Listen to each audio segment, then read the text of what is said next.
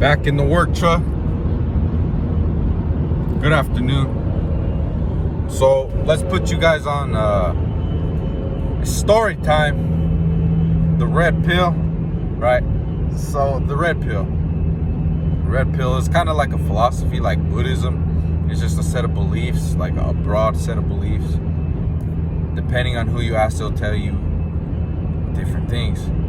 It's not really set in stone. There's no book. There's no nothing. It's just a nebulous concept, a concept that's just out there, right? So how I got introduced to the red pill. I was in high school, junior year, senior year. So 2018, 2019, my English teacher, she showed us this documentary on YouTube. It's called Red Pill or some stuff like that. It's on YouTube. You can find it. It's about an hour long. It's a documentary about blah, blah, blah. So yeah, she put us on game, and I had a relationship from about when I was 17 all the way up until I was, it was like about a year, a relationship. You know, she was like an inch shorter than me, but that's still kind of tall for a female, you feel me? She was like big. She was like, her hips were like big, you know? So I grabbed her like that, you feel me? It was cool, man. She was like, there was a lot to love. Like, she wasn't fat or nothing. She was like very athletic and like firm, you know what I mean? Like, not like, she was like firm. So yeah, she was brown skin too, brown eyes, smelled good. That's a red bone, feel me? So yeah, she was my woman. I graduated in May 2019, and then in June, it was June 12th, I believe. It was a Monday, 2019. June 12th, Monday, 2019. I moved into my apartment in Tulsa, Oklahoma, right? And I went to trade school there for about, let's say roughly 8 months. And so I was there, and while I was there, my woman at the time was getting ready to go to college, right? She had a scholarship for softball. She was a softball player. I played baseball. Yeah, so she had a scholarship, and I was like, yeah, kudos, good for you, you know. We'll see you when I see you. And so she was going to school in Kansas. And Kansas, if you don't know, it's like just north of Oklahoma. But it was like 6-7 hours from where I was at. Liberal is just a little border town. It's not that big, but it's still far from where I was. And so August, I was there. June, August, she was going to school. And while she was going to school, passing by, she'd say, "What's up?" We'd hang out for a day or two. And that's what we did. Yeah, she got dropped off by her family. And yeah, we're having a good old time, you feel me? Boom, boom, going to restaurants. Going to our favorite restaurant, Panera Bread. It smacks. Go get a turkey sandwich. It's good, bro. But yeah, we're doing that, and we're just hanging out. Blah, blah, blah. Catching up. I didn't even want to kiss her on the mouth, because during that whole time, I was catching up on the red pill. My mind was wandering. I was like, oh man, I'm in a new place. I'm socially awkward. It's a culture change. You know, it's a culture shock. You know, everyone's just very different here. I'm on my own. I don't have no one to talk to besides my immediate friend group. And it was just crazy, bro. Just day and night changed, like literally day and night. The day I was here in New Mexico, nighttime I was in Oklahoma. I was like, what the? Oh, damn. It's like no one's saying, "What's up, local?" Like, it was just crazy. Like, hey, good morning, sir. It was crazy. And yeah. So, you know, of course I was raw dogging it.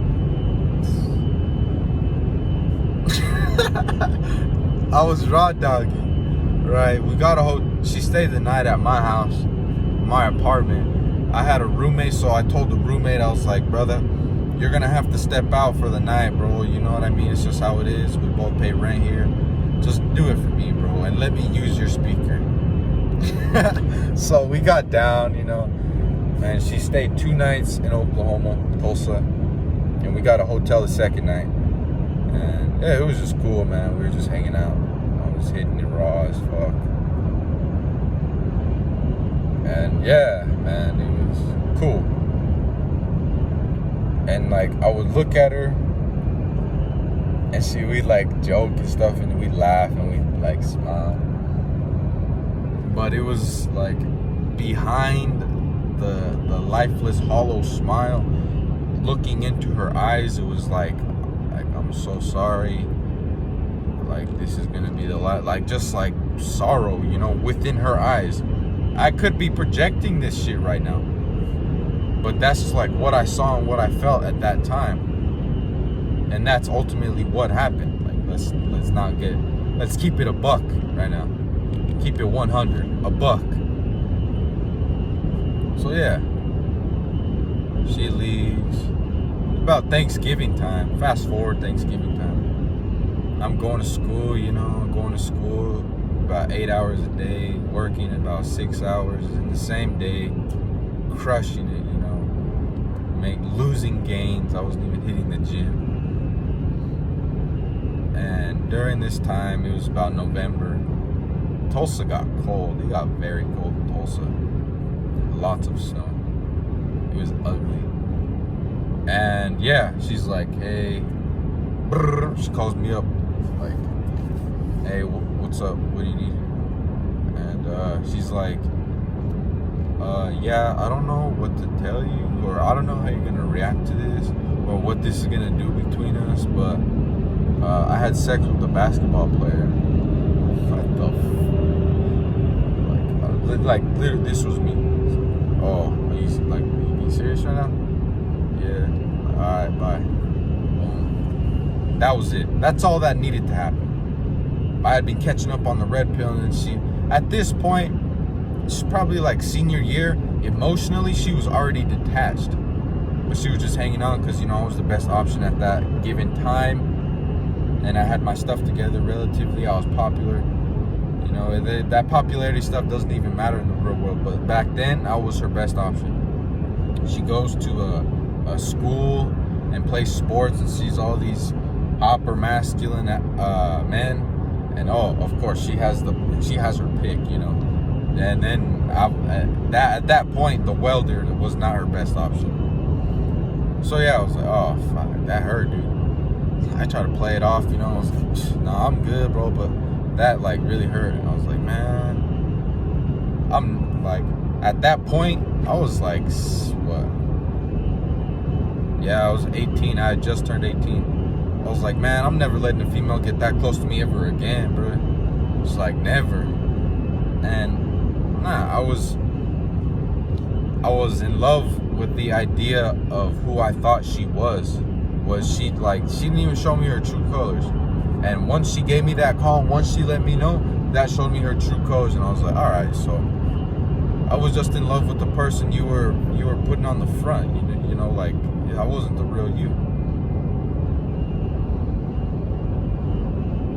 And that was that. Like, I feel like most content creators of the red pill, you know, they have like a similar story.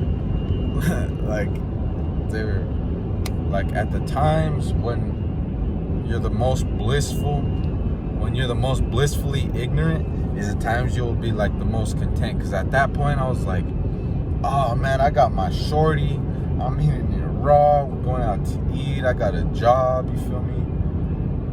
Like, there's no way up, there's no way but to go up from right here. And that's how it is, but without her in my life, you know. And I was like, wow, like, that sucked, dude, that hurt. And like, it's crazy, man. Like, fast forward, it was weird. Like, she would complain to me about her exes that were like abusive and that would like literally hit her and cut her and blah blah blah, and treat her like crap. And there I was, hey, what's up? So what do you need? I'll get you anything you need right now. Tell me what you need and I'll give it to you. That was me. A straight simp who in his mind thought he was being a good man, a good virtuous man. is what the world needs, to be honest. But at that point, I was like, I was like, dog, if she says she don't like a dude hitting her and being verbally abusive, then she must like a guy that will do anything for her. Puts that puss on a pedestal, right? Which was completely wrong. And nowadays, me being 19, I'm almost 20. Me being 19, and the game that I'm running on these females is not like, I'm not like brash and openly disrespectful, but I'm like, let's play a scenario right now. She's like, I don't know. There's just too many. Oh yeah, the other day I had made this little cool project, right? And I got a 2-female rotation right now because my life is very busy. You know, my life is very busy. I don't got time to be juggling 4 or 5. If I was an entrepreneur, I'd be juggling 6, 7 females, piping them all in 1 week. But I'm not. That's okay too. This is my life. But yeah, so I made this little cool project, and I was telling shorty number 1 about it before I made it, you know, just breaking some ice, telling her what she wanted to hear, you know, just not being weird. And yeah, so I made it that weekend, and that weekend I had shorty number 2 over at the house, and she was like sitting next to me, sitting to my left, and I get a text from shorty number 1 saying, hey, how'd that project come out? Like, oh, perfect timing. So I put it in my lap right here. I put it on my thigh, and I took a picture of it, obviously. And iPhones, they got that live, I don't know, it's just called live. You take a picture and then it shows like a little clip, like 3 seconds before you take the picture, just like, and you could hear the sounds that come with the picture too. And I kind of forgot about it, so boom, there I was, boom, just snapped the picture, easy, quick, 1 second. And I didn't remember, but as I was taking the picture, I was talking to the woman, but she was just talking to herself.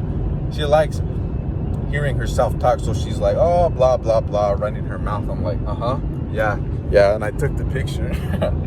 And then she was talking in the back, and you could hear her, and I sent it to shorty number 1 with shorty number 2's voice in the background. And she texts me crying. I don't know why, but that hurts my feelings. And like, obviously it didn't click. I was like, what do you mean? She's all, never mind. I was like, all right, you know, hey, what am I gonna say? Why would she be hurt about some stuff like that if I'm not even her dude? And like, she wants me to act like I'm her dude. Like, oh, come here, hold my hand. Nah. Like, I made the promise to myself that I will never ask a woman for a relationship ever in my life. She will have to come to me saying, hey, what are we? Just that question, what are we? Even if she asks me, I'm not going to say yes. I'll probably be like, I don't know. We're humans. You know, just hit her with some stuff like that. But like, on the real, that's just what happened. And that's what made me, you know, take a detour off the beaten path. You know, just, this is my life, and this is how I'm gonna live it, so I'm gonna make the best of it. Till next time, inshallah.